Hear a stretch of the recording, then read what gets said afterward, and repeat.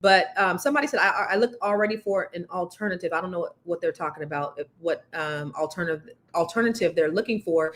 But ladies and gentlemen, your health is way more important than anything that you could think of. It's way more important than any amount of money that you can make. And what I see, especially when I see a lot of unhealthy people. We a lot of us suffer with being overweight. I'm overweight. You know, I'm not definitely not. I'm about 15 pounds over where I need to be, and so we all suffer, and we all can do better. And it pains me when I see people that are like suffering inside their bodies because they're not making good choices. And there are things that you could do. You talked about the food piece that could actually contribute to the stress. So let's talk a little bit about like some of the things because you've said before. I've heard you say before. Your food is your medicine. Right. You don't always have to take pills. Sometimes it's just the way you eat. So what can we do food wise? So food wise, what you could do is give up the meat. So animals are killed for your food.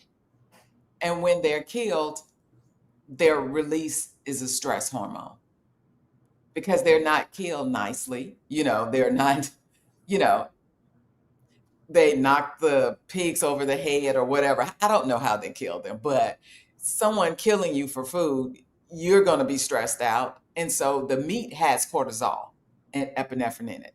And then you go and you eat this meat that is full of cortisol, antibiotics, hormones to plump it up to make it larger. And so now you're adding all of that into your own chronic stress. So that's one way is to go vegan, do a reset and, do plant-based eating.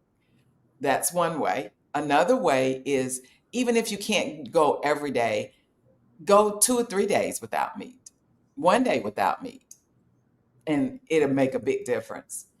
Another way to help with your stress is if you're in a situation, I said to box breathe, also is to take and splash cold water on your face and it'll reset you and it'll stop. Really? Yeah, it'll decrease your heart rate. So all of these things are what we call vagus nerve activators. So your vagus nerve is the nerve that tells your body to calm down, stop it, start over. Mm. And so we do these little hacks to activate your vagus nerve and it'll get you from being anxious and so stressed out and all of that. Like when people have panic attacks, we actually teach them how to do vagus nerve hacks. And one of them is like, laughter is the best medicine. And the reason why it does because it activates your vagus nerve. When you do that belly laugh,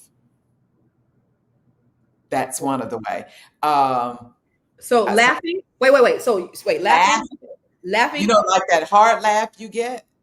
I'm gonna be well for good for forever. Yeah. That's So all when I you like to feel do. stressed out, keep some things that you have that make you laugh, that if you turn back, it'll bring up that type of laughter. And then you just look at it. Start.